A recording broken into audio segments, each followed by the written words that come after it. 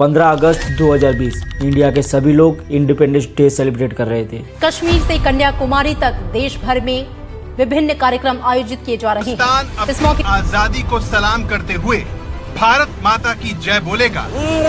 माता की भारत के सभी लोगों को बहुत बहुत बधाई। लेकिन उसी के बीच 7:29 पर इंस्टाग्राम पर एक पोस्ट वायरल होती है जो Dhoni former captain of the Indian cricket team retires from international cricket. Mahendra Singh Dhoni ने अंतर्राष्ट्रीय क्रिकेट से संन्यास लेने का ऐलान कर दिया है।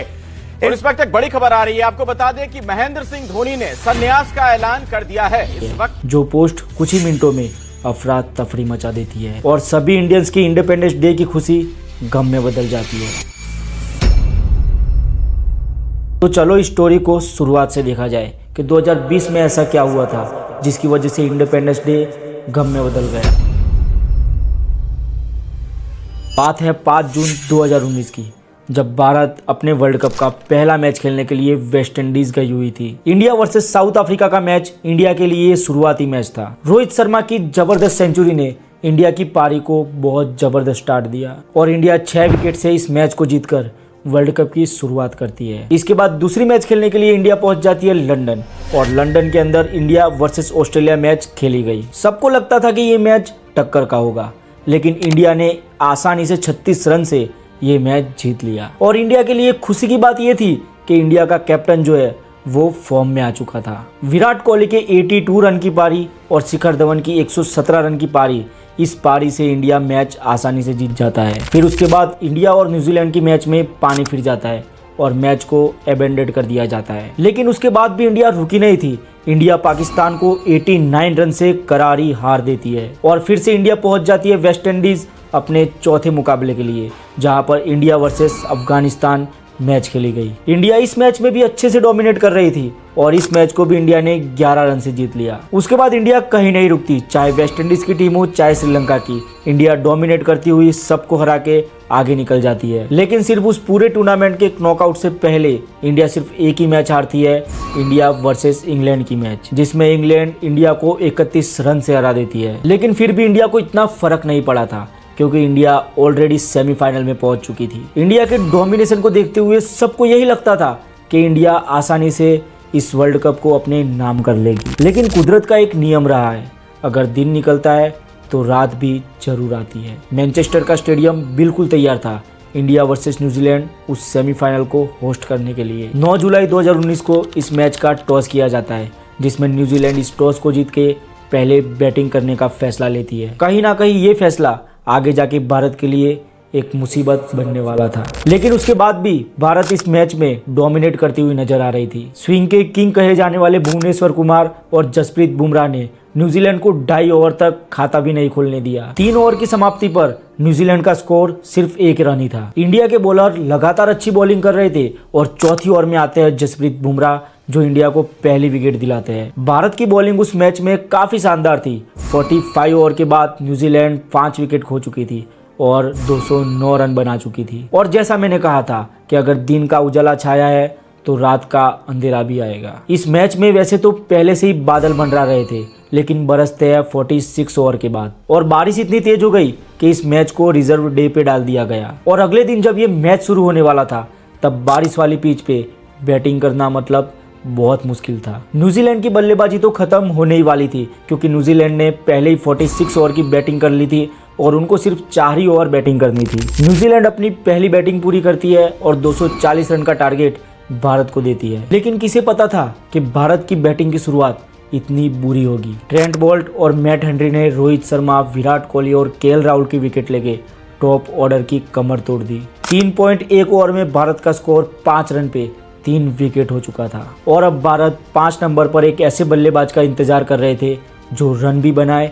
और मैच को भी बचाए। पूरे वर्ल्ड कप में धमाल मचा देने वाले प्लेयर विराट कोहली, रोहित शर्मा और केएल राहुल आज सेमीफाइनल में सिर्फ 3 ही रन बना पाए। इस वर्ल्ड कप में भारत की ये गलती सबके लिए मुसीबत बनने वाली थी क्योंकि भारत ने इस वर्ल्ड कप से पहले अंबती रायडू को बाहर करके विजय शंकर को टीम का हिस्सा बना लिया और बड़े बड़े क्रिकेट एक्सपर्ट भी ये कह रहे थे कि ये कैप्टन और टीम मैनेजमेंट की सबसे बड़ी भूल है। ऋषभ पंत, विजय शंकर, इन बल्लेबाजों को इतना एक्सपीरियंस नहीं था उस समय जिस समय पर भारत को चाहिए था। नंबर 4 पर आए ऋषभ पंत, जो कि अच्छी बैटिंग तो कर रहे थे, लेकिन दूसरे छोर पर दिनेश कार्तिक, जो कि डॉट बॉल्स खेल के प्रेशर क्रिएट कर रहे थे। इसलिए दिनेश कार्तिक जो है वो बड़ा शॉट खेलने के लिए जाते हैं और बड़ा शॉट खेलते हुए फील्डर के हाथ में कैच थमा देते हैं। दिनेश कार्तिक 25 बॉल में 6 रन बनाकर पैविलियन लौट जाते हैं और 10 ओवर खत्म हो चुके थे, लेकिन भारत अभी तक सिर्फ 24 रन बना पाई थी और सामने 4 विकेट भी गिर चुके थे। अब इंडिया 6 नंबर पर भी MS धोनी का इंतजार कर रहे थे,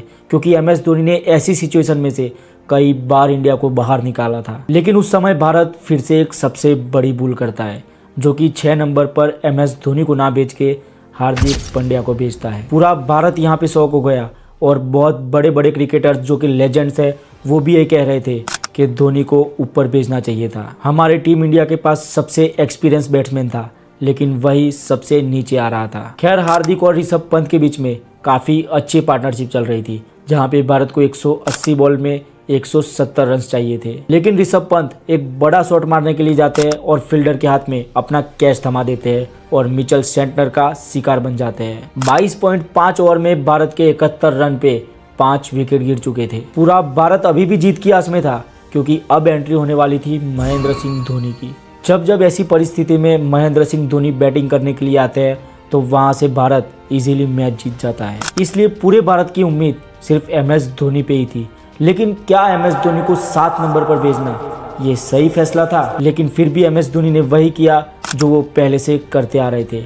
MS धोनी ने पारी को संभाला और सूझबूझ से मैच को आगे बढ़ाया। लेकिन 30.4 ओवर में फिर से एक विकेट गिरती है, जो कि हार्दिक पांड्या की होती है। लेकिन भारत को अभी भी 117 बॉल्स में 148 रन की जरूरत थी। हार्दिक के जाने के बाद क्रीज पर आते हैं सर रविंद्र जडेजा। भारत की बल्लेबाजी की अब आखिरी जोड़ी मैदान पर थी। इंडिया को अब आगे रन्स भी बहुत तेज बनाने थे और अपने विकेट्स भी बचाने थे। इसलिए दोनों बल्लेबाज ये डिसीजन लेते हैं कि रविंद्र जडेजा आक्रामक होकर खेलेंगे और MS धोनी दूसरे छोर पे विकेट बचाएंगे। जडेजा अब रन्स की गति बढ़ा देते हैं और 40 ओवर में भारत के 150 रन बन चुके थे। भारत को अब 60 बॉल में 90 रन की जरूरत थी। जडेजा की आतंकी एबिलिटी और MS धोनी की रणनीति से भारत अब मैच में वापसी कर चुका था। 47 ओवर का खेल खत्म हो चुका था और भारत के स्कोर कार्ड पर 200 प्लस रन बन चुके थे।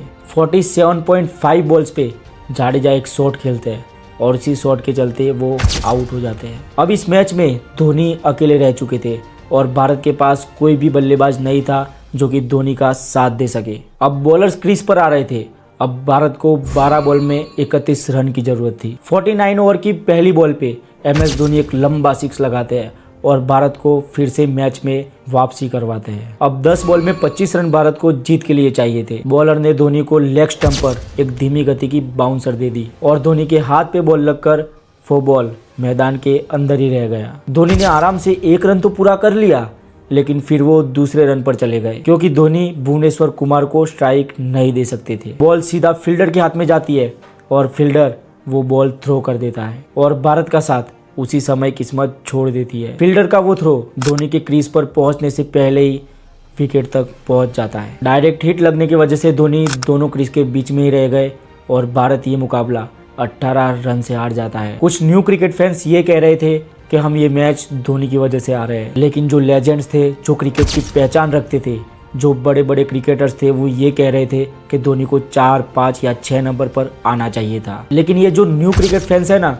वो ये भूल गए थे कि जो उम्मीद हमको लास्ट तक बना के रखी थी ना, वो सिर्फ MS धोनी की वजह से ही थी। उस वक्त क्रिकेट फील्ड पर पहली बार ऐसा हुआ था कि MS धोनी रोते हुए नजर आए थे। 10 जुलाई 7:19 पर एग्जैक्ट भारत उस वर्ल्ड कप से बाहर हुआ था और 15 अगस्त 2020 7:29 पर इंस्टाग्राम पर MS धोनी एक पोस्ट डालते हैं और उस पोस्ट के चलते पूरे भारत का दिल टूट जाता है। 15 अगस्त 2020 7:29 को 2 रन आउट का सफर खत्म हो जाता है और MS धोनी हमेशा के लिए नीली जर्सी को अलविदा कह देते हैं। Thank you MS Dhoni sir for everything. अगर दोस्तों आपको ये स्टोरी पसंद आई हो तो वीडियो को लाइक जरूर कर लेना और आपको अगली कौन सी स्टोरी पे वीडियो चाहिए वो मुझे कमेंट में लिख के जरूर बताना। चैनल को सब्सक्राइब करना बिल्कुल भी मत भूलना, क्योंकि ऐसे ही वीडियोस मैं आपके लिए लाता रहूँगा।